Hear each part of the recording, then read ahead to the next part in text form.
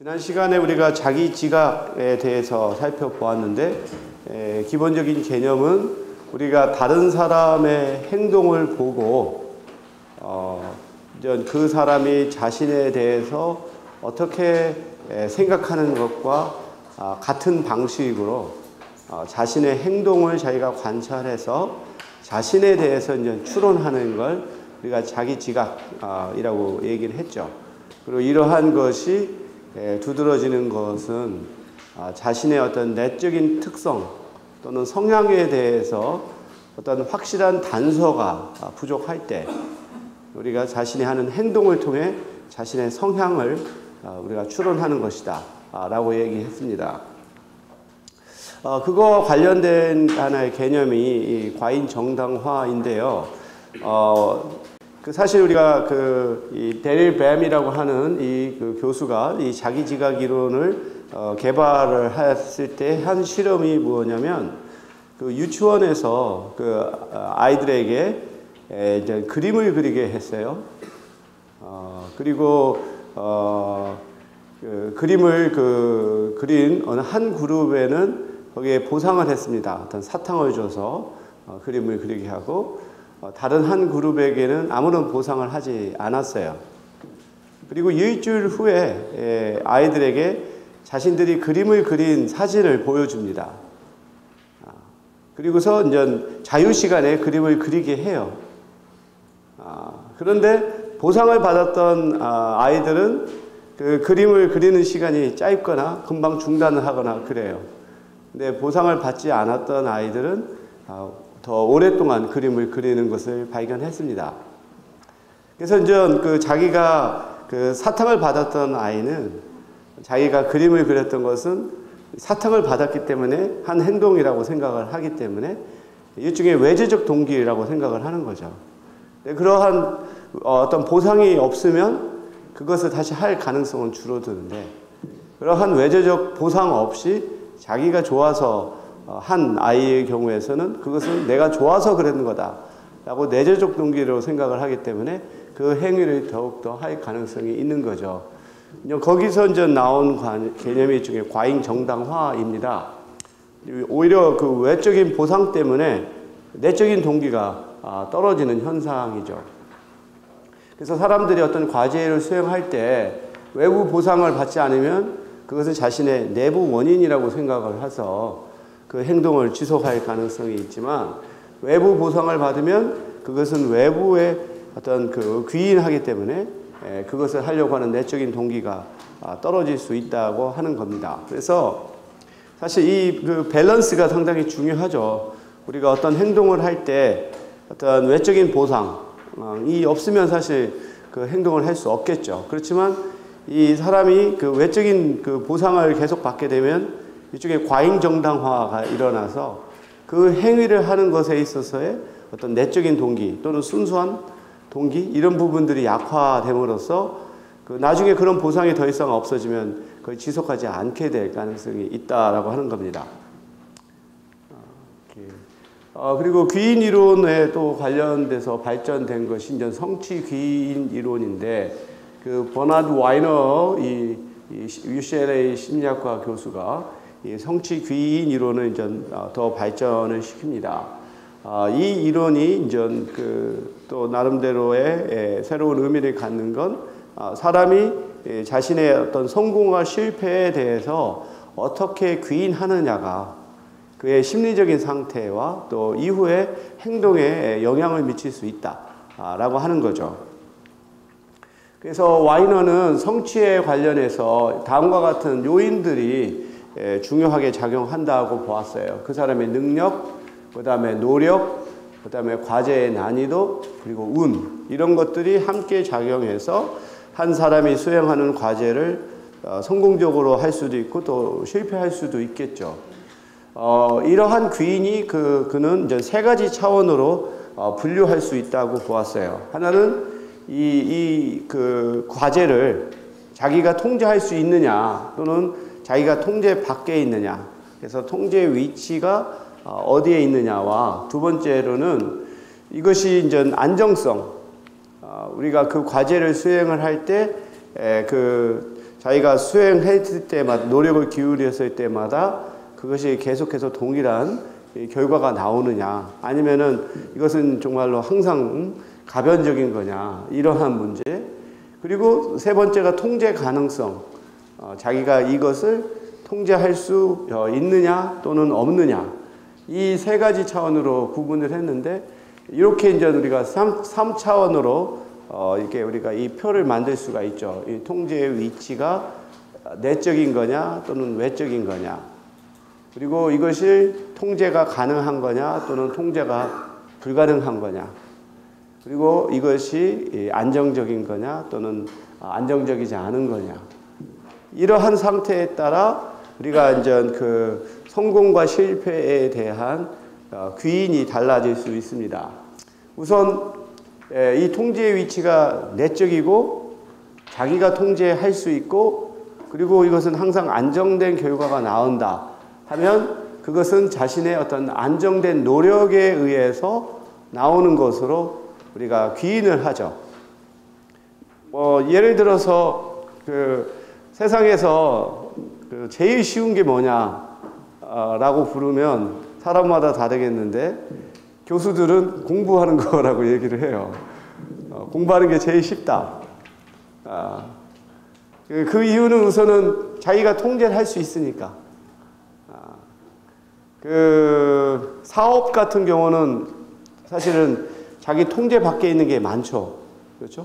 근데 공부는 그 자기가 통제할 수 있고, 이게 자기에게 어떤 그 통제할 수 있는 것이 자기한테 있고, 그것은 또 자기가 통제 실제로 가능하고, 자기가 얼마만큼 또 노력을 기울이느냐에 따라 나올 수가 있고, 그 다음에 이것은 안정되죠. 이것은 뭐 공부뿐만 아니라 대개 보면 그 개인의 능력과 노력에 의해서 성과가 결정되는 그러한 그 직종들에서 공통적으로 나타나요. 개인이 하는 거.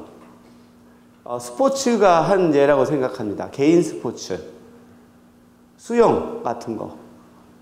그렇잖아요. 수영은 그 자기의 기록 경기니까 자기가 통제할 수 있고, 그 다음에 그 노력한 결과에 따라 보상이 나타날 수 있는. 그 그룹 스포츠는 좀 더 다르죠. 그룹 스포츠는 자기 혼자만 잘해서 될 수 있는 게 아니죠. 그렇기 때문에 보면은 이 선수들도 이 스포츠의 종류뿐만 아니라 동일 종목에서도 어떠한 포지션이냐에 따라 그 사람의 성격이 굉장히 다르다고 그래요. 예를 들어서 투수와 타자의 경우. 투수의, 왜 이러지? 이 투수의 경우는 뭐 99번 잘 던지다가 한 번 실투하면 실투하면 그것으로 끝날 수 있지만, 끌랄까?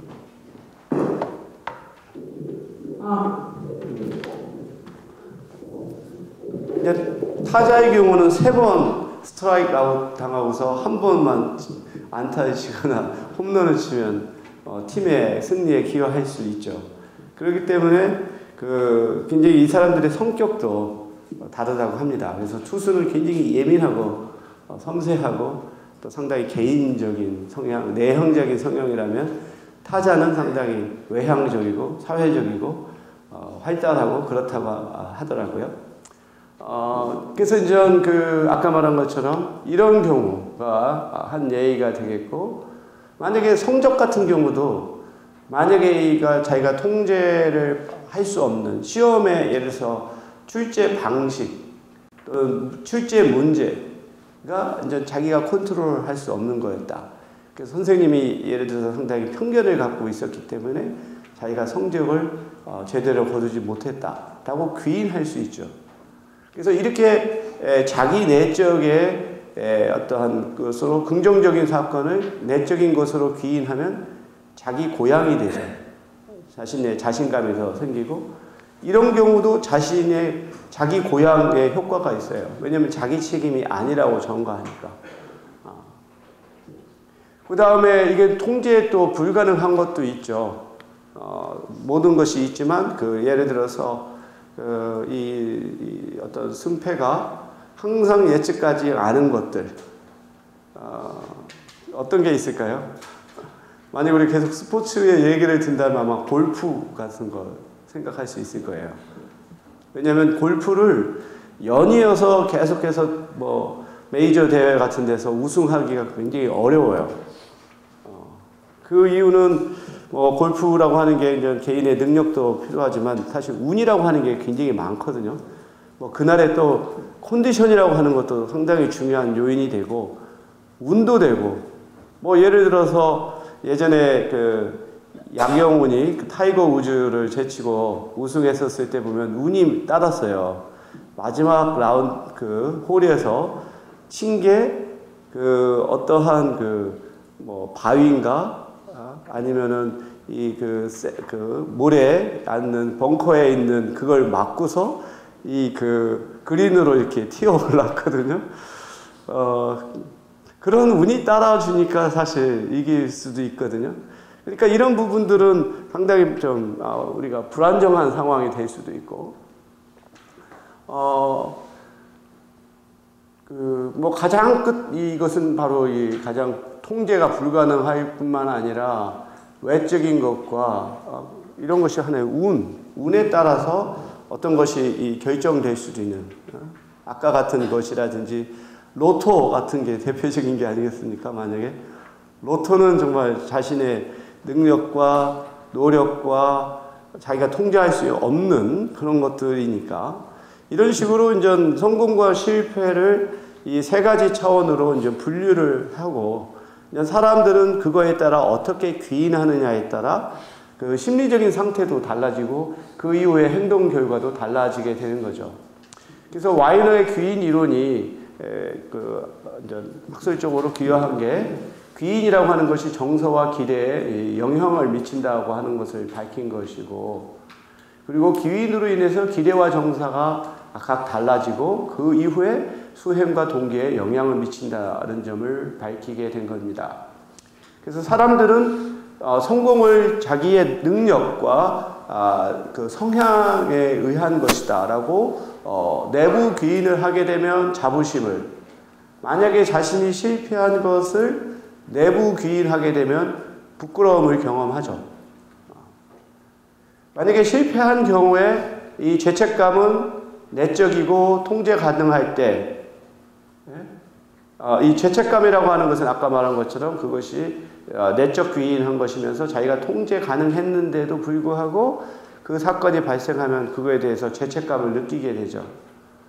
반면 그것이 자기한테 책임이 있지만 그게 통제 불가능했을 때는 우울감을 가져요.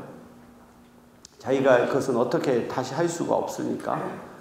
그리고 분노는 그것이 외적인 요인이며 자기가 통제 가능했을 때 그거는 분노가 발생하고, 연민과 동정심은 그 외적이면서 통제 불가능할 때 우리는 연민과 동정심을 느낄 수 있죠.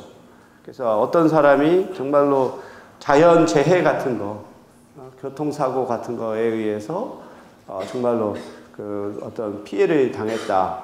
그럴 경우에는 우리는 그 사람에 대해서 연민과 동정심을 갖죠. 왜냐하면 그것은 그 사람의 책임이 아니니까.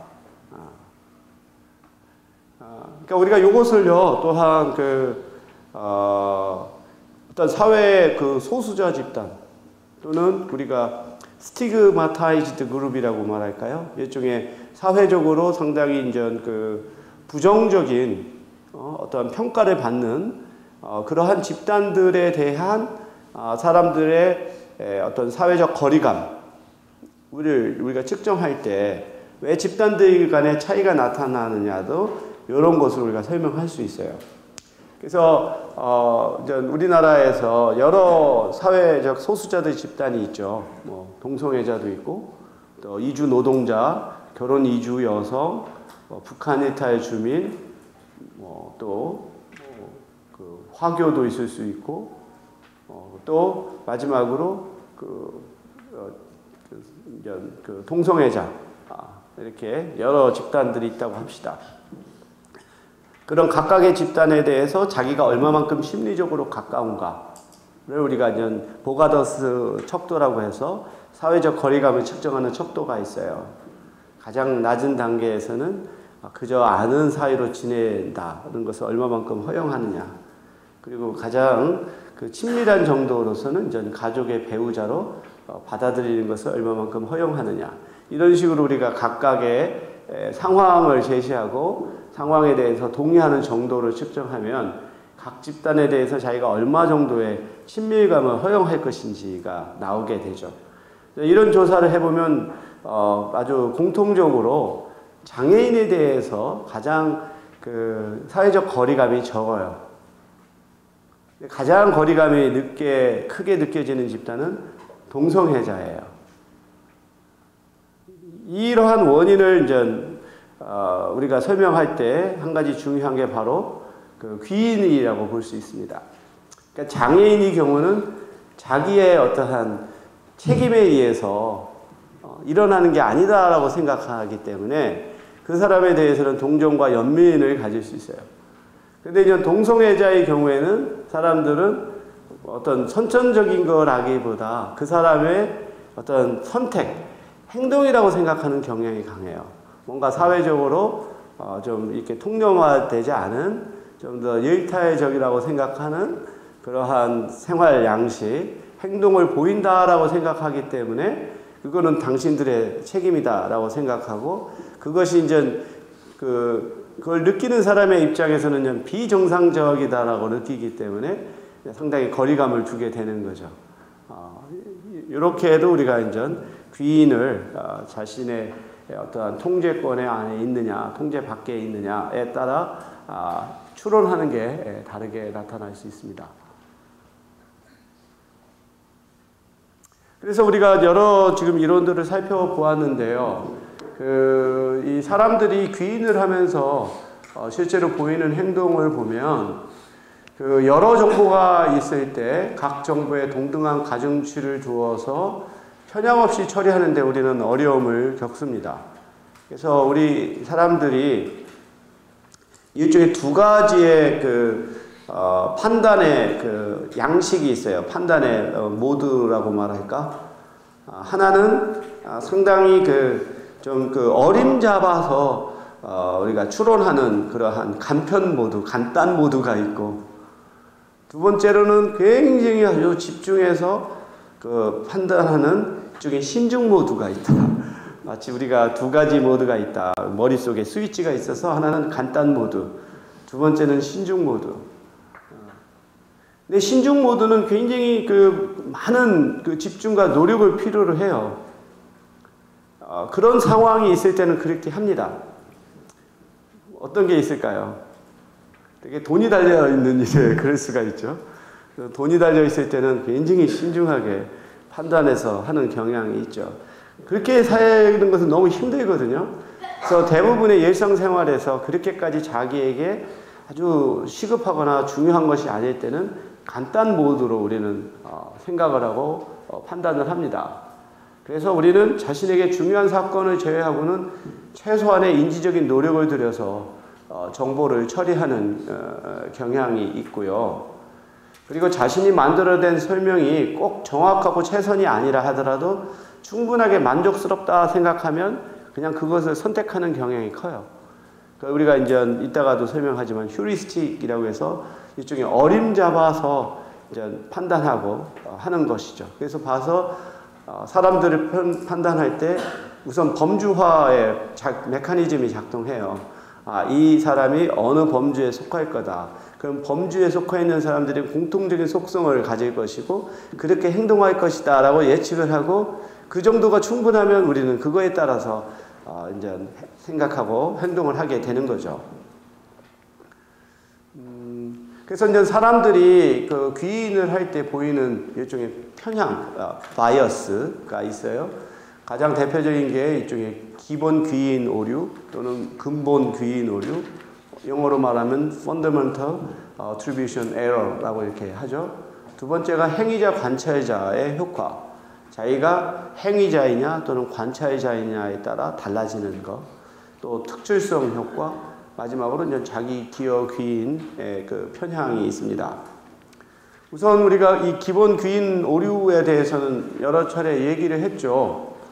그러니까 어떤 상황에서 오히려 그 상황적 요인들이 더 중요함에도 불구하고 그걸 그 사람 행위자의 성향에 의해서 일어난 것으로 설명하는 성향적 귀인이 두드러질 때 이걸 우리는 기본 귀인 오류라고 불러요. 그래서 사람들은 이 상황이라고 하는 것은 눈에 보이지가 않고 좀 더 뭐라고 말할까 어떤 원인에 있어서 멀리 떨어져 있는 것이라고 생각하기 때문에 그것이 사람한테는 시야에 들어오지 않아요. 우리 시야에 보이는 것은 직접 행동하는 개인이 보입니다. 그렇기 때문에 그 사람이 어떤 행동을 했을 때는 그건 그 사람에 의해서 생긴 거라고 생각하는 경향이 두드러지죠. 그게 이제 기본 귀인 오류의 근본 원인이라고 볼 수 있고요. 그래서 방금 설명한 것처럼 우리가 기본 귀인 오류를 범하는 이유는 정경 배경 원리라고 볼 수 있어요. 그래서 배경이 되는 상황보다는 정경이 되는 행위자에 우리의 주의가 집중이 되기 때문에 행위자의 행동에 우리가 좀 더 초점을 두게 됩니다. 그리고 우리는 이 성향 귀인을 하게 되면 그 사람에 대해서 더 잘 이해하고 예측할 수 있다라고 생각하는 경향이 있죠. 오케이. 그 다음에 두 번째로는 행위자 관찰자 효과인데요. 우리는 어떠한 경향이 있냐면 다른 사람의 행동은 그 사람의 성향에 의한 것이다 라고 추론하는 반면 자신의 행동은 상황에 의한 것이다 라고 귀인하는 현상이 두드러집니다. 그러니까 이것도 바로 정보의 차이예요. 정보의 차이. 다음에 그 부분이 나오나? 일단 결국은 다른 사람에 대해서 갖고 있는 정보와 자기가 자기 자신에 대해서 갖고 있는 정보의 차이로 인해서 이러한 바이어스, 편향이 나타나게 되는 거죠. 그래서 우리가 길을 가다가 다른 사람한테 길을 물었는데 그냥 퉁명스럽게 하면 우리는 그 사람이 왜 그랬는지를 해석을 할 때 그 사람이 어떤 바쁜 처지라든지 그것에 대해서 생각하기보다 원래 이 사람은 그런 사람이구나 이렇게 생각하는 경향이 많잖아요. 그래서 이와 같은 효과가 나타나는 경우는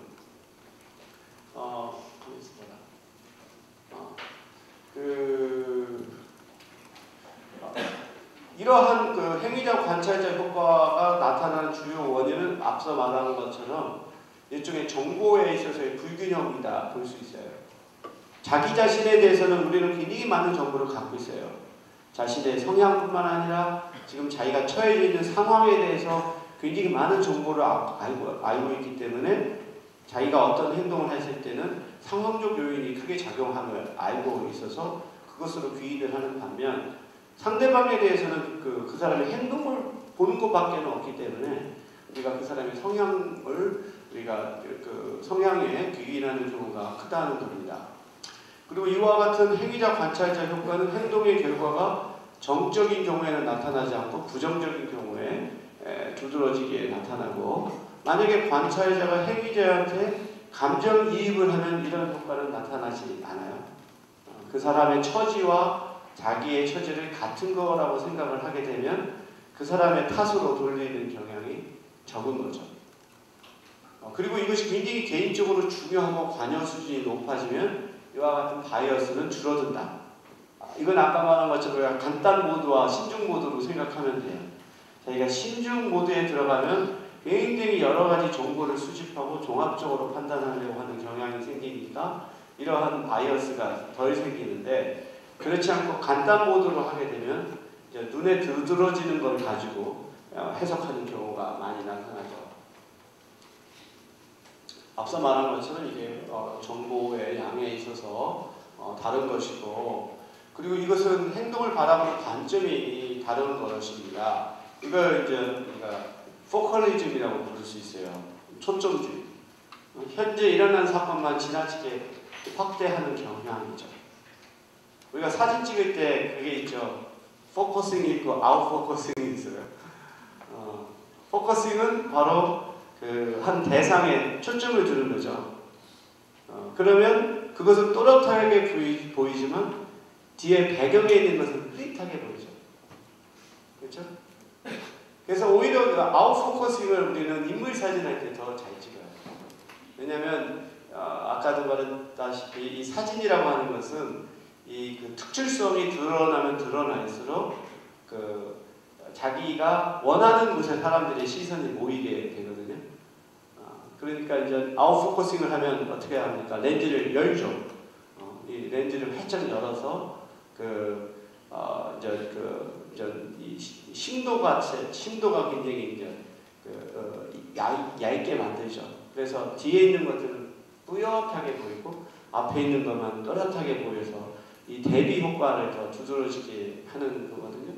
그게 일종의 포컬리즘이죠. 우리 눈뿐만 아니라 그 렌즈 자체가 그런 것 같아요.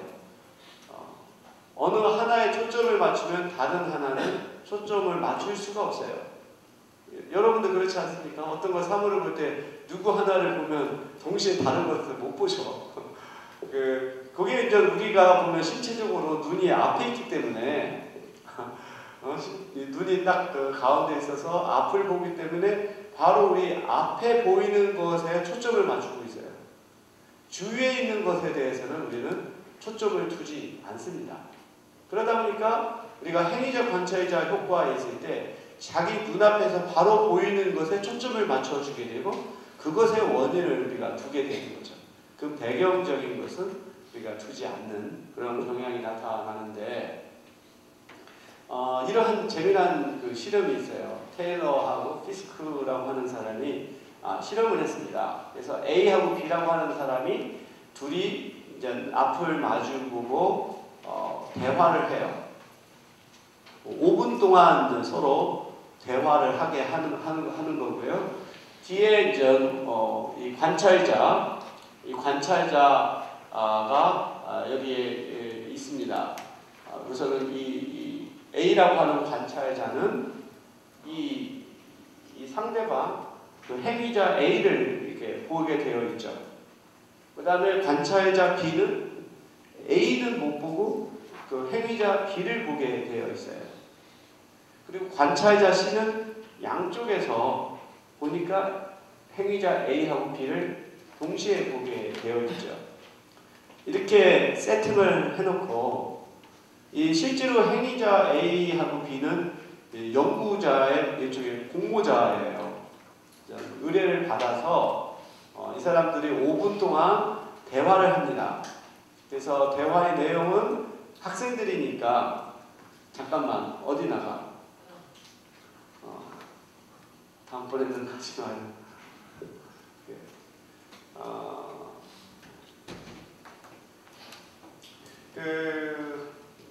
학생들이기 때문에 대화 내용이 이제 뭐 진로라든지 뭐 그런 것들 여기서 보면 전공이라든가 미래의 직업 계획이라든가 고향이라든가 가족 등에 대해서 5분 동안 이렇게 대화를 하게 되어 있어요.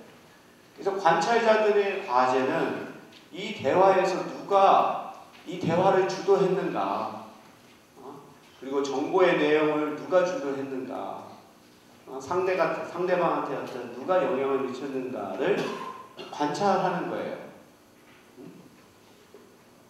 그래서 보면은 우리가 대화를 하더라도 누가 대화를 처음에 이끄는 사람이 있고, 그 대화의 양에 있어서 주도적인 사람이 있고 그렇잖아요. 이제 그걸 이제 측정을 하게 한 거죠. 그랬더니 이 관찰자 1과 2는 행위자 A를 마주보게 있었던 사람이에요. 그 사람은 A가 더 영향을 미쳤다라고 봤어요. 반면 이 관찰자 3과 4는 B를 이렇게 마주보게 있던 사람은 B가 오히려 더 주도했다라고 보는 거죠. 반면 그 옆에서 행위자 A하고 B를 본 사람은 별 차이가 없어요. 그러니까 실제로는 이 A하고 B하고 대화를 할 때 동일하게 하도록 이렇게 처음에 설계를 했기 때문에 차이가 없어야 됨에도 불구하고, 그리고 그것은 옆에서 본 사람은 객관적으로 그렇게 평가한 반면 마주보고 있던 사람은 자기가 마주보고 하는 사람이 훨씬 더 주도했다라고 생각하는 거죠. 그래서 우리가 이러한 우리가 생각할 때는 눈으로 보니까 그게 정말로 객관적이고 사실인 것처럼 생각되지만, 그게 우리의 추론에 있어서 이러한 에러를 범한다라고 하는 거, 이게 이제 대인 지각에 있어서 나타나는 중요한 현상이죠. 끝으로 이러한 편향이 우리한테 주는 효과라고 한다면, 자신이 수행한 행동의 결과가 좋은 결과를 가져왔을 때 우리는 이걸 내부 귀인하는 경향이 있어요.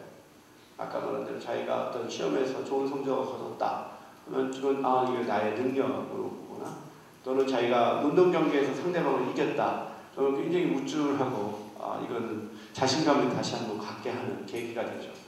반면 행동의 결과가 나쁘게 되면 사람들은 이걸 외부로 이렇게 돌리는 경향이 있어요. 그럼으로써 자기를 보호하는 자기 방어 이런 귀인을 하게 되죠. 그래서 이게 긍정적이든 또는 부정적이든 간에 자기를 보호하는 거죠. 보양하는 거. 그걸 합쳐서 우리가 자기 기여 귀인이라고 부릅니다. 근데 이것은 앞서 말한 것처럼 사람들이 기본적으로 자기애가 있어요.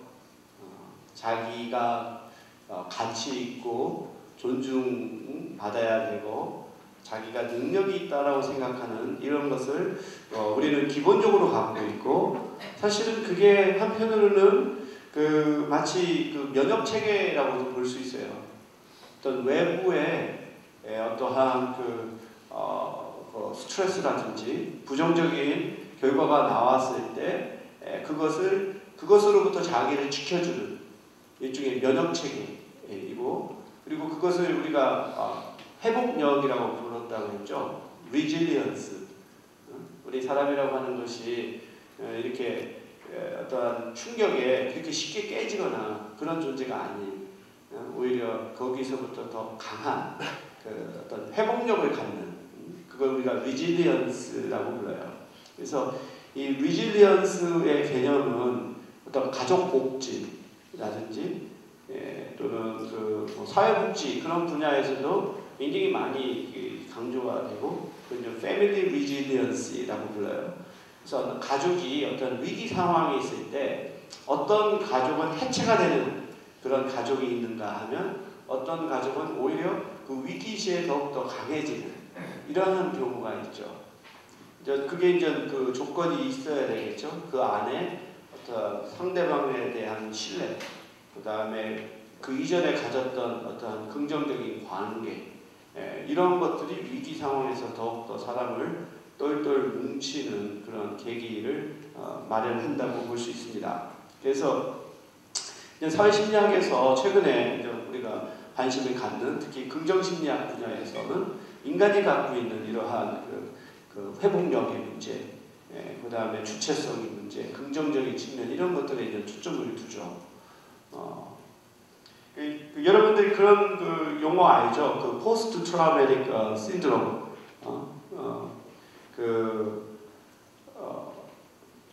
우리가 PTDS라고 하는 그런 거죠.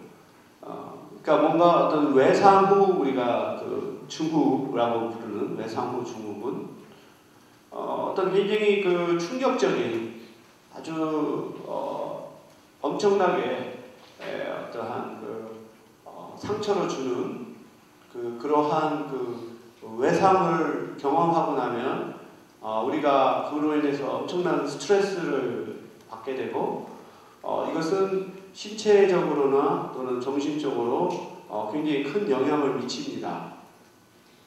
대개 이러한 경험은 또 집단적 차원에서도 일어나요. 예를 들어서 자연재해를 당했다든지 또는 어떤 인종 청소 같은 서로 다른 집단들 간에 어떤 전쟁이 벌어져서 어느 한 집단이 다른 집단을 대량 학살을 했을 때 거기서 살아남은 피해자들이 경험하는 것들이라든지 개인적 수준에서도 아주 큰 어떤 충격이나 사건을 경험하고 나서 그로 인해서 어떤 외부에 대한 두려움, 자신에 대한 어떠한 모멸감 등등 이러한 것들이 정상적인 생활을 하기 어렵게 만드는 경우가 있죠. 이런 경우에 이제 상담이라든지 또는 약물 치료를 통해서 정신적으로 이제 스트레스를 줄이는 방법이 있는데 최근에 또 나오는 것은 뭐냐면은 PTG라고 하는 또 개념이 있어요. Post Traumatic Growth. 오히려 외상 후 더 성장이라고 할 수 있는. 오히려 외상을 경험하고 나서 그게 침체되고 위축되는 것이 아니라 그걸 경험하고 나서 오히려 자기가 성찰하고 성장하는 그런 것도 이제 있다는 겁니다. 아마 여러분들 가운데도 아마 한번 자기가 실패를 하고 나서 그걸 계기로 더 성숙해지고 성장하는 경우도 있죠. 그렇기 때문에 항상 환경이 좋은 것만이 사람한테 좋다고만 볼 수 없다고 생각할 수 있어요. 다음에 한번 시간 기회가 되면 우리가 휴머니스틱 사이콜로지, 인본주의 심리학에 대해서도 설명을 할까 하는데 메슬로우라든지 또는 칼 로저스라든지 이제 그런 학자들이 하는 것은 인본주의 심리학으로서 어떤 정신분석이라든지 행동주의 심리학에서는 인간을 상당히 어떠한 원초적인 본능에 영향을 받는 그러한 존재로 묘사하는 경향이 있죠. 정신분석학 같은 케이스에서는 어떠한 욕망이라고 하는 것, 성적인 욕망, 그리고 어떠한 이 욕망이 충족되지 않았을 때 나타나는 여러 가지의 고착 증세들 이런 식으로 이제 보고 또 인간이 억압된 그러한 욕망들이 꿈에서 이상한 상징 형태로 나타나는 그런 무의식의 세계라든지 그래서 이 정신분석학에서 다루는 인간의 개념은 욕망으로 가득 찬 그렇지만 이성이라고 하는 얇은 베니어판에 갇혀있는 욕망 덩어리가 프로이트가 말하는 인간에 대한 이해라고 볼 수 있어요.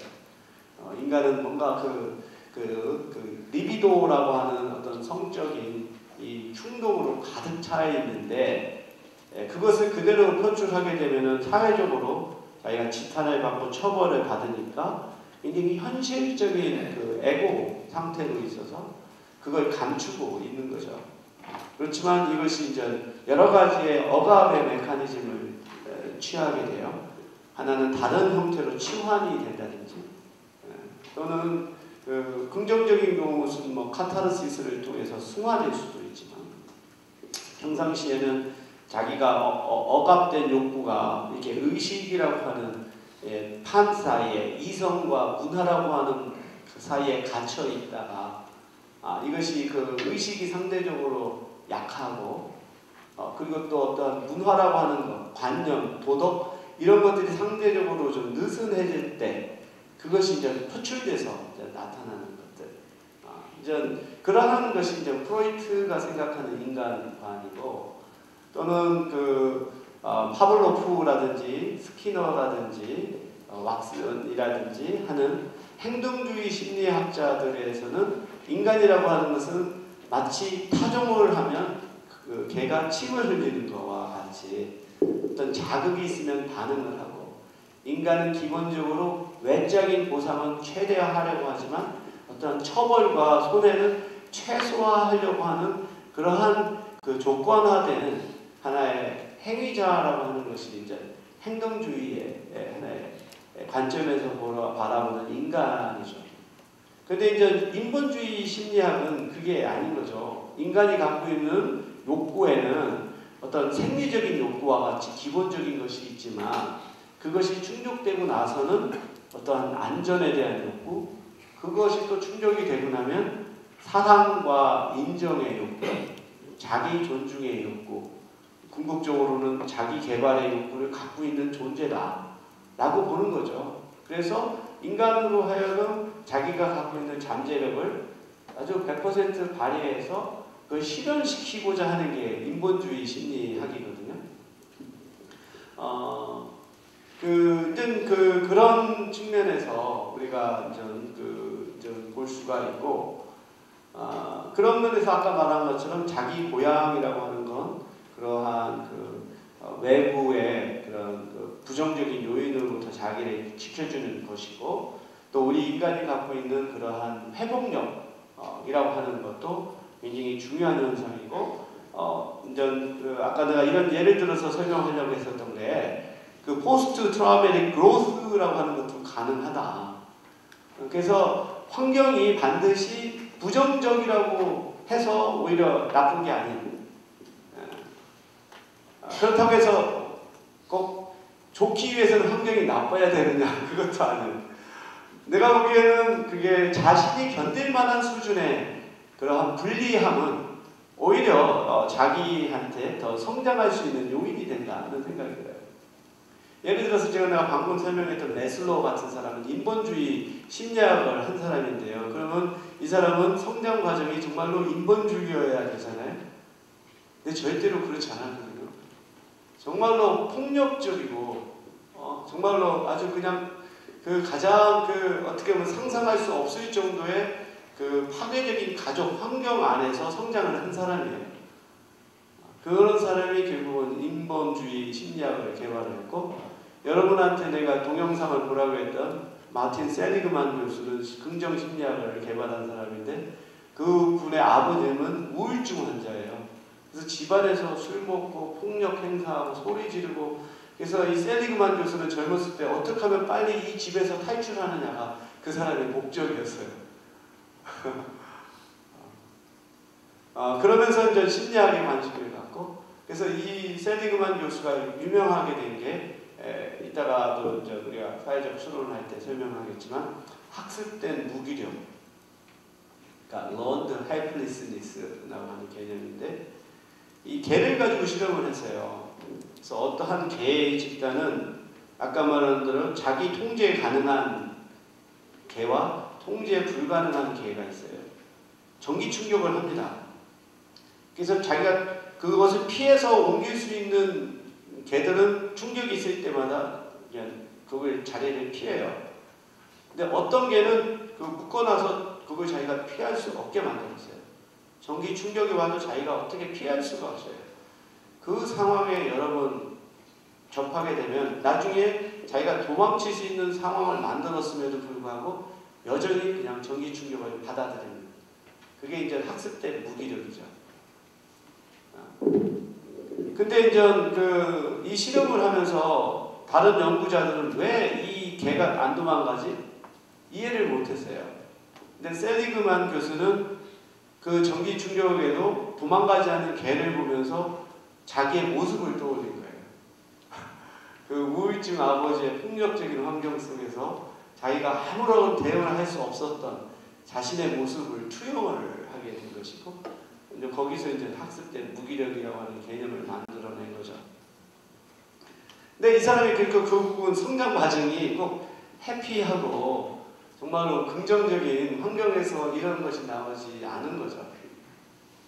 내가 다음 기회에 다시 이것을 긍정의 심리학으로 연결된 것을 설명하겠지만, 저는 이런 걸 보면서 어떠한 개념을 만들어냈냐면, 나중에 내가 사실 에세이나 책을 쓰고 싶은 주제인데, 그래서 저는 결핍의 빈곤이라고 하는 역설로 표현을 하려고 해요. 결핍의 빈곤. 되게 우리는 결핍하면 부정적으로 생각하거든요. 그래서 뭔가 결핍되지 않은 것이 바람직한 것으로 생각하는데, 나는 오히려 현재 상황, 현재 우리 21세기와 같이 물질적으로 풍요로운 사회에서 또는 풍요로운 가정에서 성장한 자녀들에 있어서는 결핍이 문제가 아니라 오히려 결핍의 빈곤이 더 문제일 수 있다. 그러니까 그 부모 세대는 결핍의 시대를 살았기 때문에 굉장히 자생력이 강해요. 굉장히 그 높은 경쟁 사회에서 살아남아야 되기 때문에 어떠한 그 책임감, 근로 의식, 어떤 어려움을 있을 때 자기가 견뎌내는 힘, 이런 것들이 상대적으로 강해질 수밖에 없죠. 근데 그 자녀들은 상대적으로 그런 것으로부터 어떻게 보면 보호된 환경에서 자라게 돼요. 내가 말하는 386 세대와 그 자녀 세대를 비교하면 이해가 될 텐데, 이 386 세대는 정말로 경쟁 속에서 살아나면서 이렇게 한 반면 자녀가 한두 명이고, 그러니까 굉장히 자녀에게 많은 걸 보호해주고 자녀가 어떠한 불편함을 없애려고 많이 하죠. 근데 그 과정이 긍정적인 측면도 있지만 또 상대적으로 부정적인 측면은 아까 말했던 것처럼 그 리질리언스라고 하는 부분이 약할 수 있다. 어떤 그 힘들고 어렵고 이런 것들을 자기가 좀 더 견뎌내고 극복하려고 하는 것이 상대적으로 약하고 그걸 쉽게 포기하거나 또는 뭐 다른 것으로 쉽게 전환하거나 하는 성향이 나타날 가능성도 크기 때문에, 그래서 이 부분은 사실은 평생을 살아가야 되는데 언제까지 사실 뭐 외부의 보호 속에서만 살 수는 없죠. 그런 면에서 나는 그렇다고 해서 우리가 다 결핍해야 되느냐, 그럴 수는 없죠. 그리고 저는 그래서 결핍이 정말로 100% 없는 것이 바람직한 것도 아니고 또 결핍이 100%의 상태도 바람직한 것도 아니고, 결국은 사람에 따라 자기가 견딜 만한 수준의 그런 불편함, 결핍이라고 하는 것은 오히려 자기를 더 성장하게 만들 수 있는 요인이 되는 거라고 보거든요. 그런 측면에서 저는 앞으로 우리 젊은 세대들에게는 그렇다고 결핍을 자기가 직접 만들어낼 수는 없으니까 부모 세대가 그 경험하지 않은 결핍을 일종의 대리 경험할 수 있다.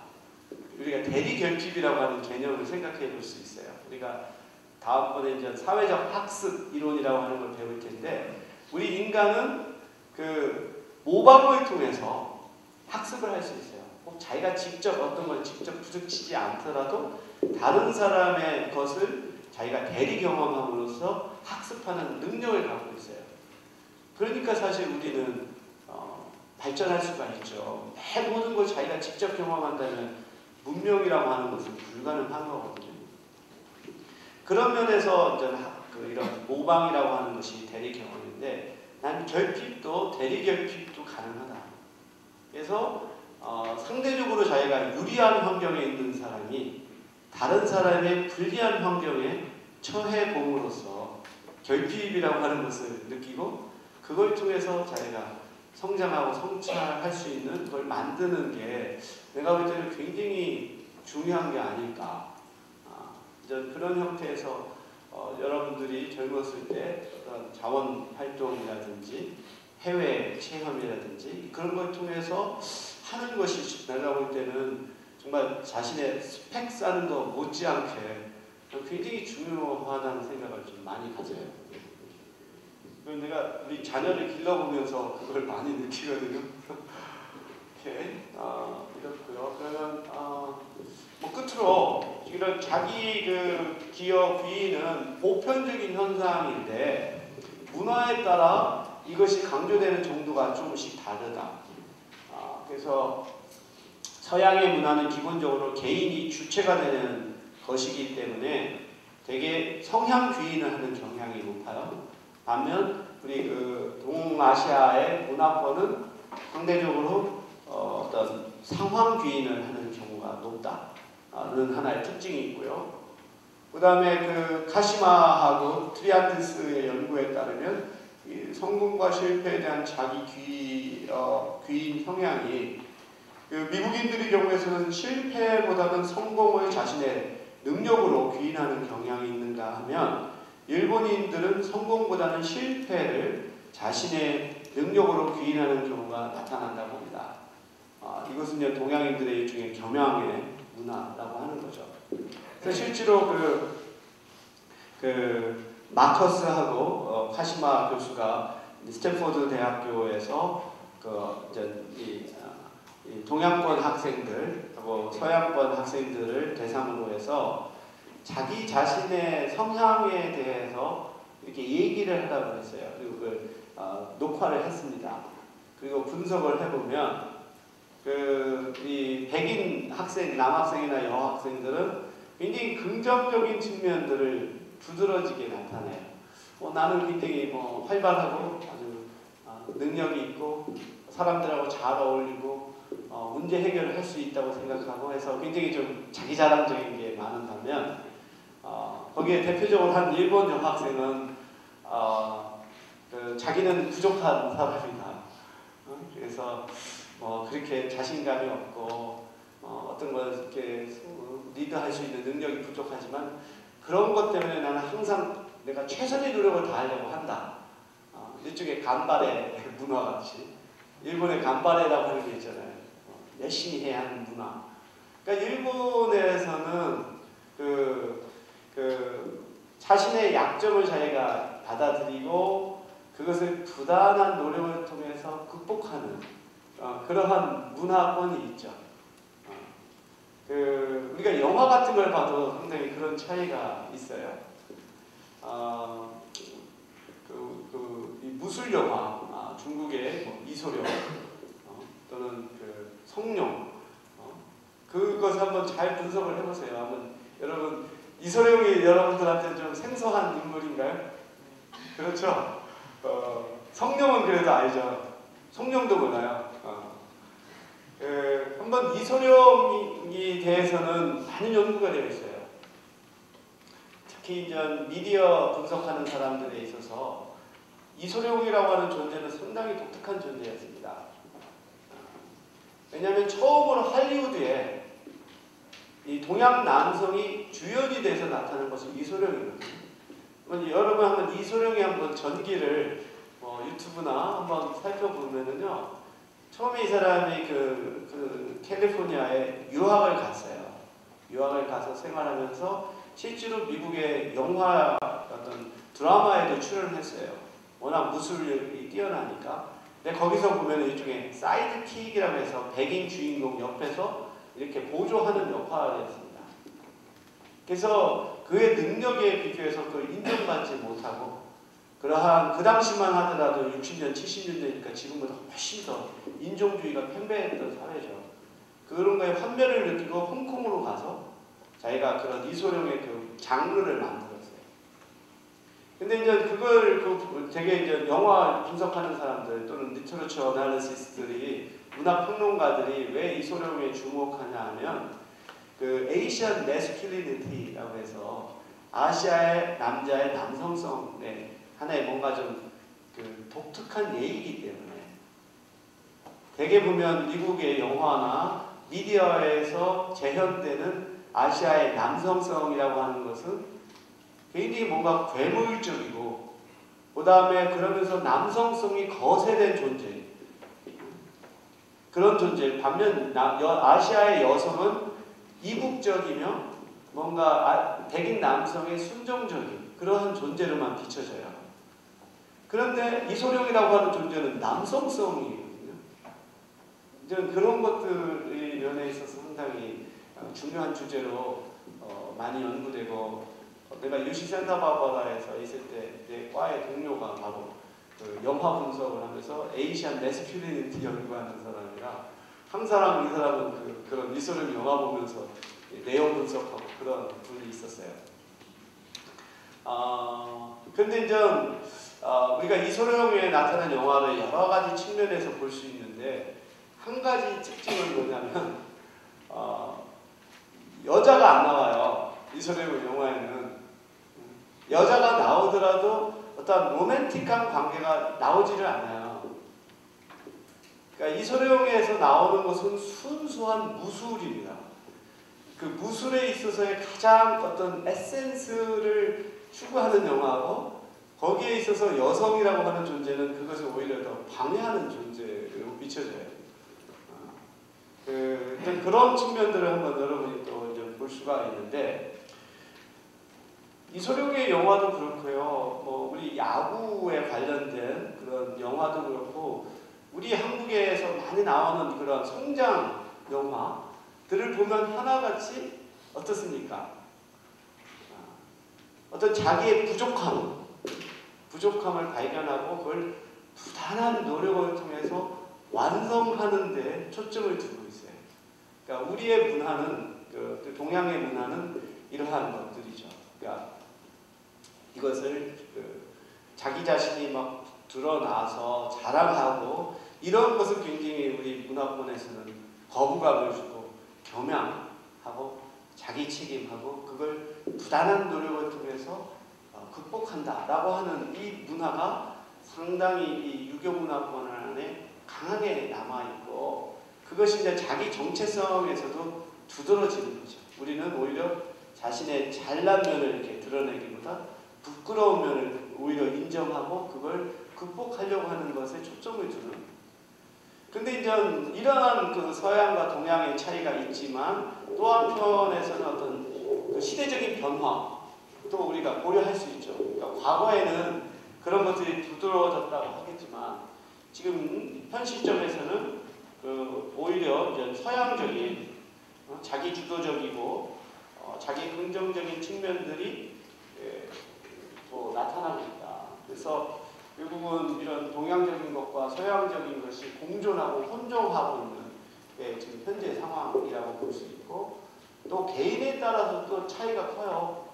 어떤 개인은 동시대에 사는 개인일지라도 상당히 좀 개인적이고 주체적인 성향이 있는가 하면 상당히 좀 더 좀 집단적이고 좀 이렇게 내부 귀향하는 그런 성향을 갖고 있는 사람도 있고 그런 차이들이 있다고 볼 수 있습니다. 이제 다음 주제로 이제 뭐 이것과 같이 다 관련되는 건데 사회적 추론에 대해서 설명할까 하는데 이 그 참고서에 나와 있는 예입니다. 2002년에 이제 그 캐나다의 그 캐나다가 아니라 미국의 솔트레이크에서 동계올림픽이 있었는데 그 비행기에서 파키스탄 K라고 하는 사람이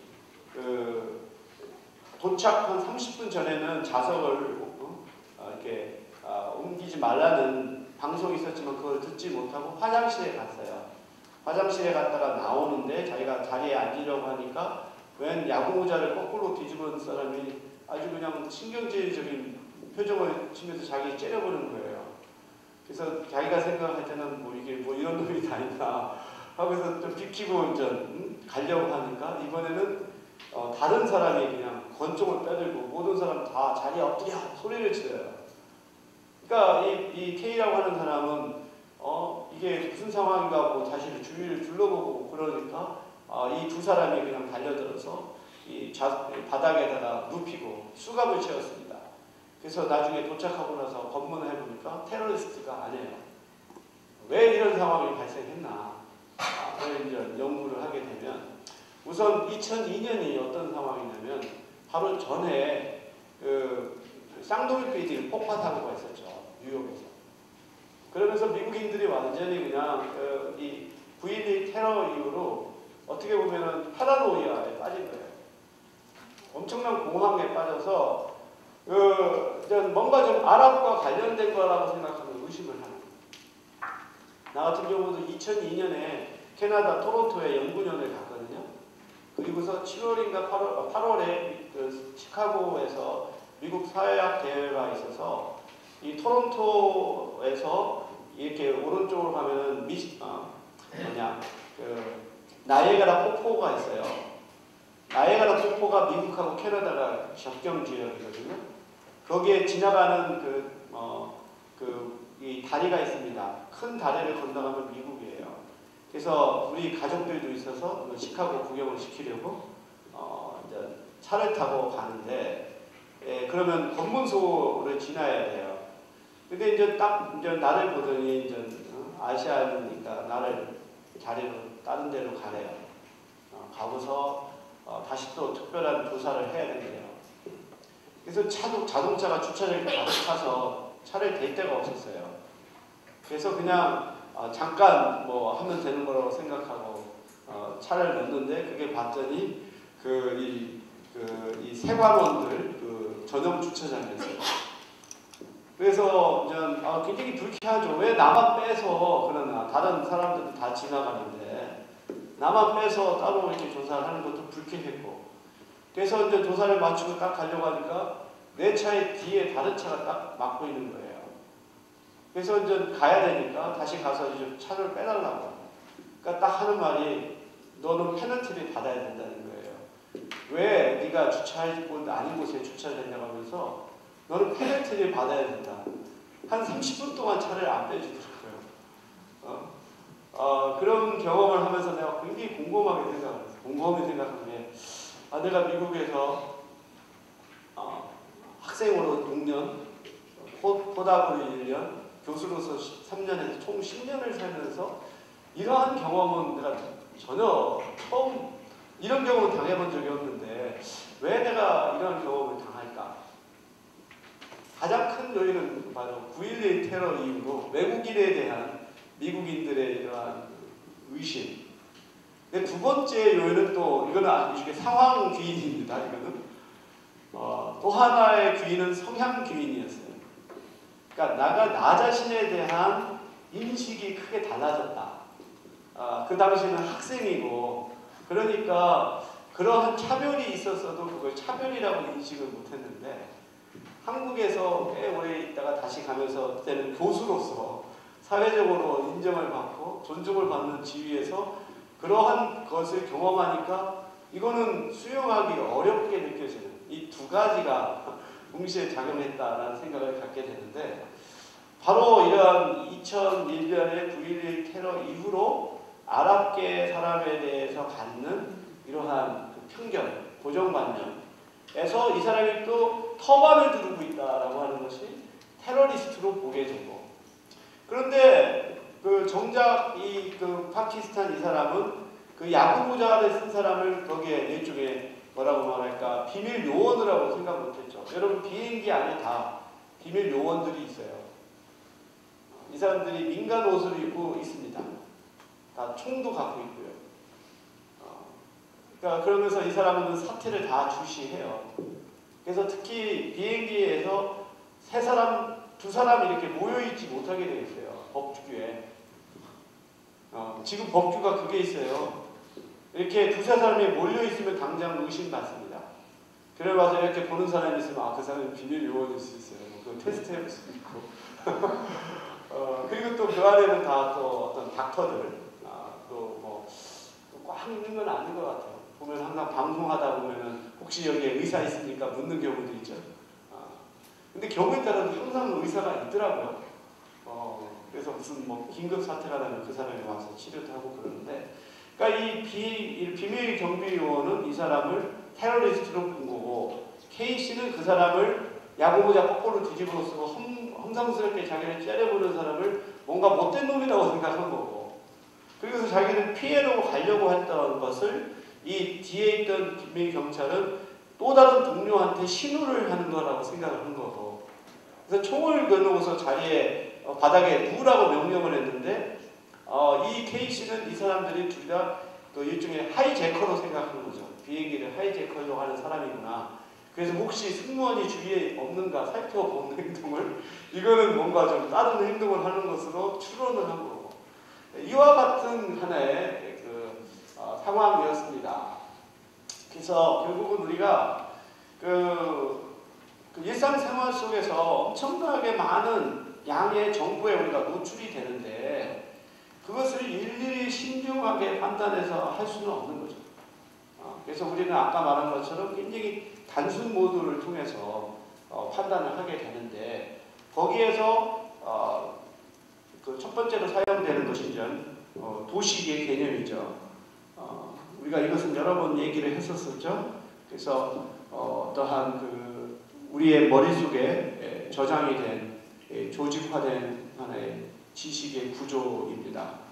그래서 사람에 대한 도식이 있고 또 역할에 대한 도식이 있어요. 어떤 사람이 어떠한 역할을 할 것이다 라고 생각하는 기대, 그거에 따라서 우리는 서로 예측 가능한 행동을 할 수 있죠. 또는 절차 도식이 있어요. 특정한 상황에서 일어나는 사건 속에 관련된 하나의 순서에 관련돼서 우리는 그 하나의 그 도식이 있습니다. 그래서 이 블랙과 갤람보스 그리고 리드라고 하는 학자가 그 하나의 실험을 했어요.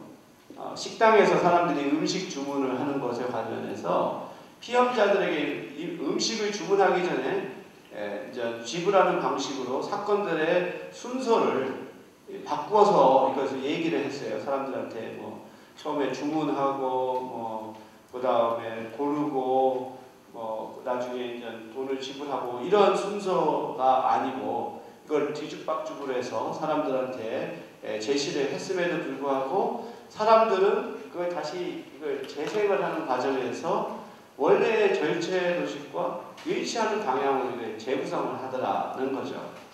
예를 들어서 메뉴 살피기라고 하는 것을 주지 않았음에도 불구하고 사람들은 자기가 받았던 순서에서 메뉴 살피기라고 하는 것을 집어넣어서 마치 이런 것들로 재구성하는 그러한 현상이 있다라는 것을 발견했고요. 그래서 이제 도식이라고 하는 것은 우리가 굉장히 단순화해서 빨리 정보 처리하는 데 도움이 되고, 그래서 우리가 갖고 있는 도식과 일치하는 정보는 우리는 더 빨리 받아들이는 반면 우리의 도식과 불일치하는 것은 우리는 받아들이지 않는, 상당히 좀 더 견고해지고 딱딱해지고 이제 그렇게 되는 거죠. 그래서 우리가 실제로 정보를 수집하는 것도 자기의 도식과 일치됐던 것만, 소위 말해서 나는 그걸 일종의 정보의 편식이라고 하는 말이 적합하다고 생각되는데, 실제로 우리가 어떠한 그 신문을 보든 방송을 보든 굉장히 정보 편식 현상이 두드러져요.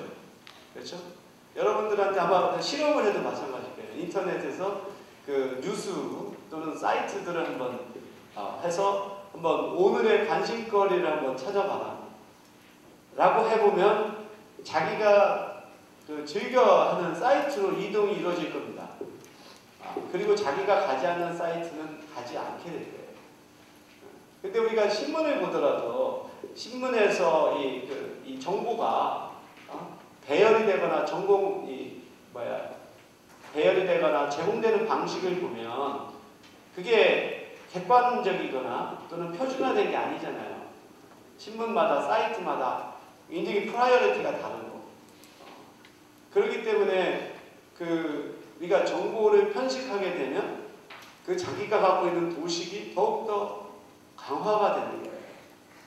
그래서 나는 이 현상을 한국 사회에서의 어떤 이념 갈등의 하나의 주요 원인이 저는 정보 편식이라는 생각을 갖고 있어요.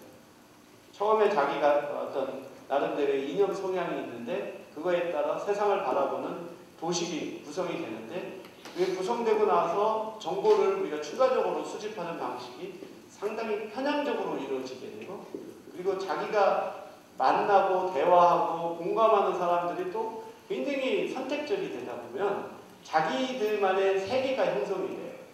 그래서 자기들만의 세계에서는 어떤 현상이 나타나냐면 그룹think, 집단 사고가 나타나요. 마치 세계가 자기들이 생각하는 것대로 움직이는 것으로 생각하게 되는 거예요. 이것이 지금 우리 한국 사회에서 어찌 보면 보수와 진보 또는 나이 기성세대와 젊은 세대 또는 여러 계층들 간에 있어서의 의사가 불통되는 주요한 원인 중에 하나가 이러한 것이다. 정보의 편식과 도식, 그러한 관점에서 볼 수 있고요. 한번 이거는 제 가설이에요. 아니 뻔한 가설일 수도 있겠지만, 그렇지만 바로 이 도식과 정보 편식이라고 하는 개념을 가지고 한국 사회에서의 이념이 더욱더 고착화되고 갈등이 심화되는 것을 설명하는 데는 굉장히 적절하다고 보고, 그럼 우리가 또 실험을 할 수 있어요. 사람들한테 좀 세대별로 어느 공간 실험실에서 우리가 이제 인터넷 같은 걸 해서 이들이 어떻게 정보를 수집하는 방식을 우리가 살펴본다면 지금 말했던 이 부분이 아주 두드러지게 나타날 가능성이 크다. 우리가 볼 수 있겠습니다. 오늘 수업은 여기까지.